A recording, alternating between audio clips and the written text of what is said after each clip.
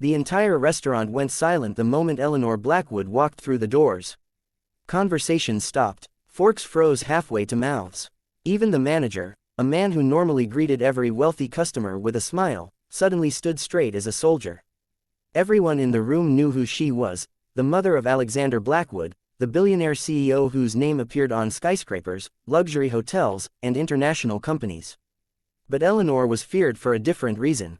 People said she could destroy a career with one phone call, humiliate a person with a single sentence, and make grown executives tremble just by looking at them. That night, however, nobody expected that the one person who would finally leave Eleanor speechless would be a young waitress earning minimum wage. And what she was about to say would uncover a secret that had been buried inside Eleanor's heart for more than 20 years.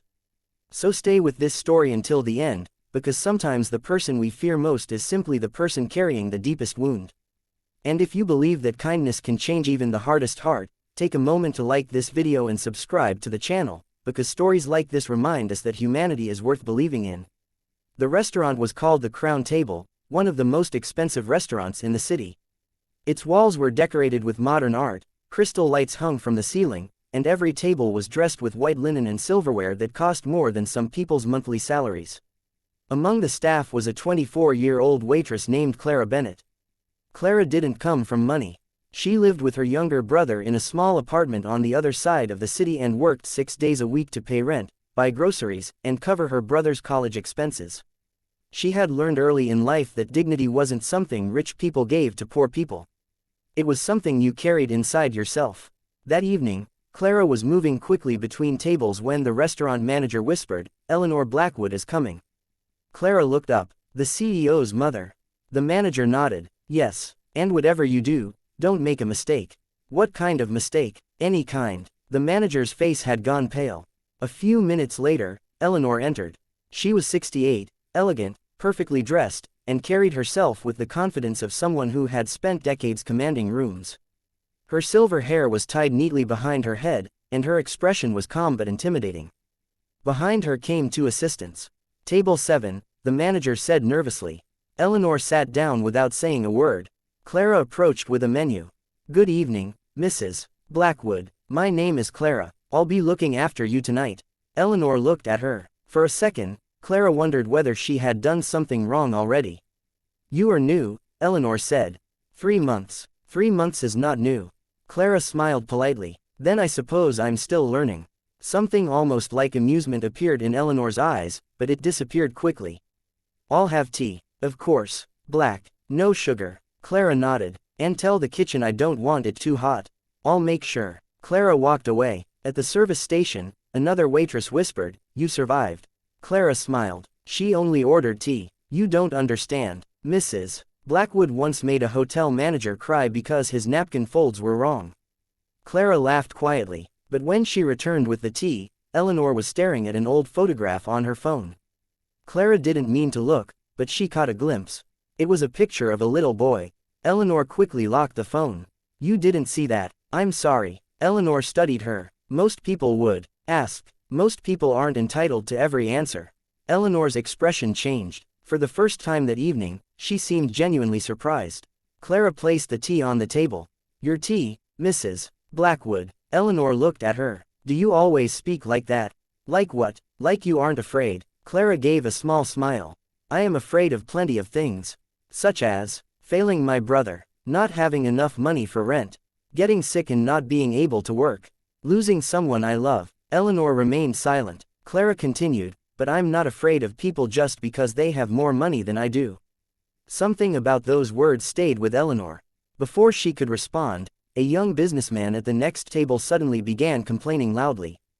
"This is ridiculous." The manager hurried over. "I'm sorry, sir. What seems to be the problem?" "I ordered the steak 20 minutes ago." "I'll check immediately." The man pointed toward Clara. "She took my order. Maybe she should pay attention instead of chatting with customers." Clara immediately walked over. "I'm sorry for the delay, sir. I'll check on it." "Don't apologize. Fix it." She nodded. A few minutes later, the steak arrived. The man tasted it and frowned. "Cold." Clara looked concerned. "I'll have it replaced." "Of course you will." He pushed the plate toward her. "Do you people understand how much I am paying to eat here?" Clara quietly took the plate. From her table, Eleanor watched everything. She had seen employees insulted before. Usually they apologized, even when the customer was wrong. But Clara didn't become angry. She simply fixed the problem. When Clara returned, Eleanor asked, "Why didn't you defend yourself?" Clara paused. "Because I was working." "That wasn't my question." Clara looked at her. "Because sometimes winning an argument isn't worth losing your peace." Eleanor stared at her for several seconds. Then she looked down at her tea. "Who taught you that?" "My mother." "Where is she?" Clara's smile faded. "She died when I was 19. "I'm sorry." "Thank you." "What did she do?" "She worked as a cleaner."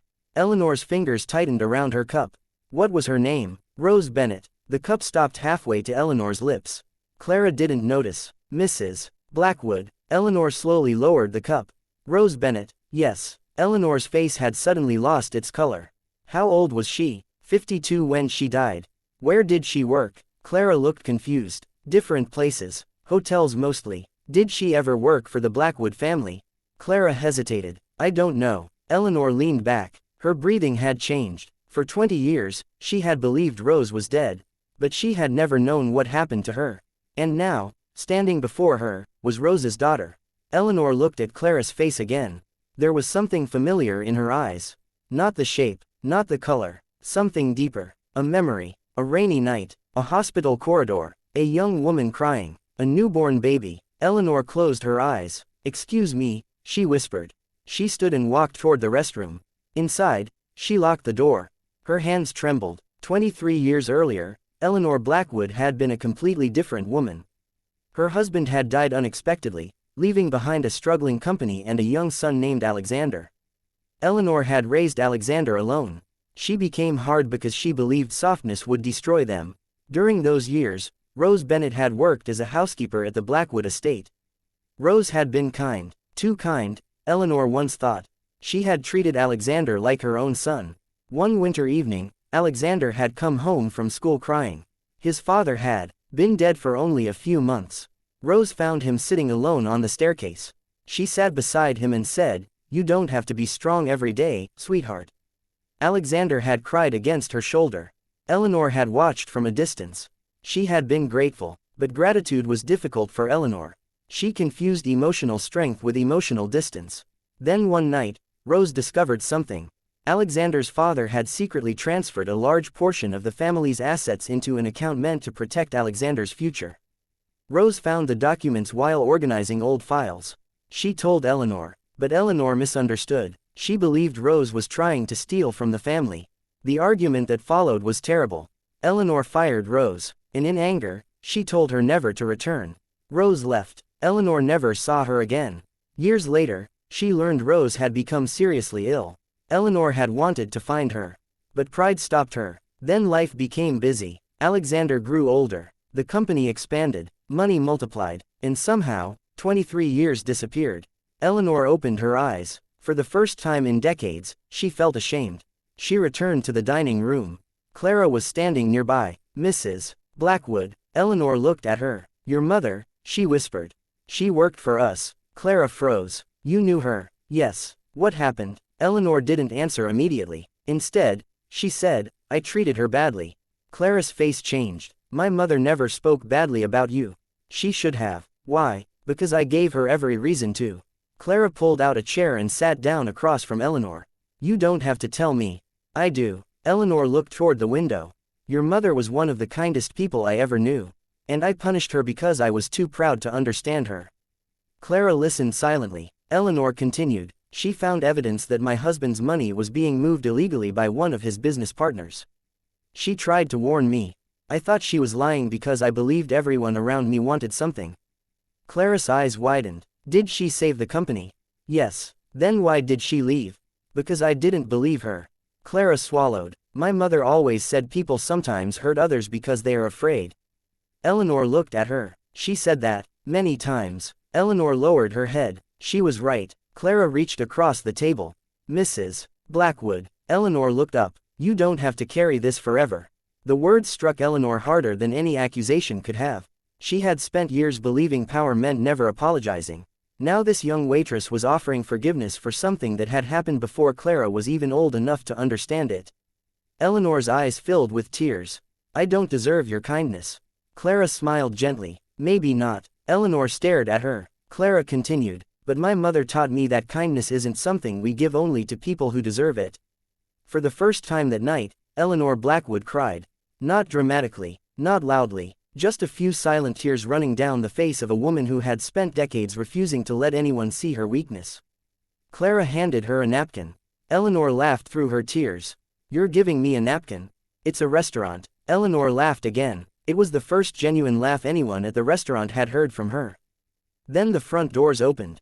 Alexander Blackwood walked in, 36 years old, tall, composed, and dressed in a dark suit. Alexander was one of the city's most successful CEOs. He immediately noticed his mother.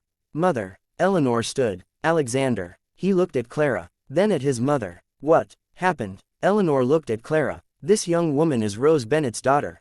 Alexander froze. Rose. Clara nodded. Alexander stared at her. He remembered Rose, the woman who used to make him hot chocolate when he couldn't sleep. The woman who told him stories. The woman who had once told him that being rich didn't make a person valuable. He stepped toward Clara. Your mother? Yes. Alexander's eyes became wet. I've wanted to find her for years. Clara looked down. She died 5 years ago. Alexander closed his eyes. He had missed his chance. Then Eleanor said something nobody expected. I owe Clara's family an apology. Alexander looked at his mother. Eleanor continued, and not just an apology. The next morning, Eleanor went through every old company record she could find. She discovered that Rose had been right about everything. The business partner had indeed been stealing money. The documents Rose found had prevented the company from losing millions. But Eleanor had never given her credit. So Eleanor made a decision.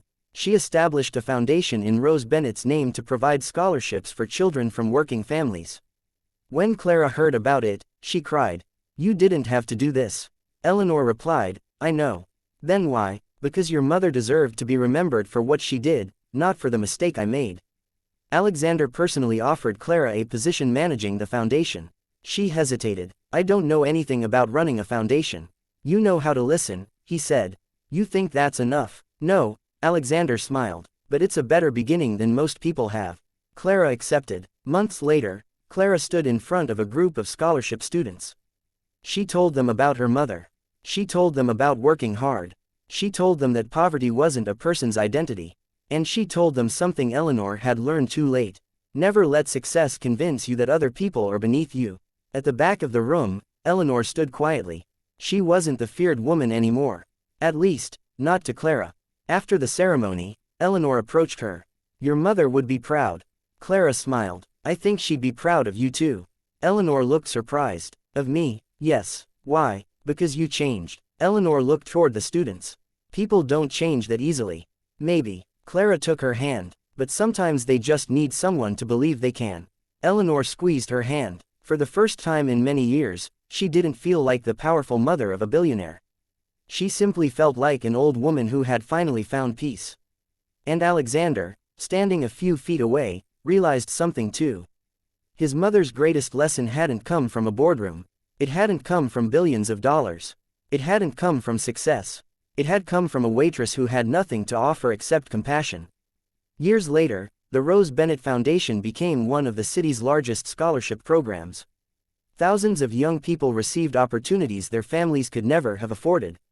And every year, Eleanor attended the scholarship ceremony. She always sat in the back. When people asked why, she gave the same answer. Because I spent too many years believing I belonged in the front. Then she would look toward Clara. And someone finally taught me that the most important place in the room is wherever you can still hear the people who need you. The woman everyone once feared had finally become someone people trusted. Not because she became weaker. Because she became kinder. And Clara never forgot the night it began, the night a billionaire's mother walked into a restaurant expecting to control everyone around her, only to meet a waitress who refused to be intimidated by money. A waitress who reminded her that wealth can buy comfort, but it cannot buy forgiveness. Power can command attention, but it cannot command respect. And sometimes, the person standing in front of you with the least money may possess the greatest wealth of all, the courage to remain kind when the world gives them every reason not to. So if this story touched your heart, remember this: never judge someone by their position, their clothes, their bank account, or the power they carry. You never know what battle someone is fighting behind a confident face. And you never know when a simple act of kindness might become the moment that changes someone's entire life. If you enjoyed this emotional story, don't forget to like the video, subscribe to the channel, and share it with someone who needs to hear this message today. Because sometimes one kind heart can reach a place that money, power, and fear never could.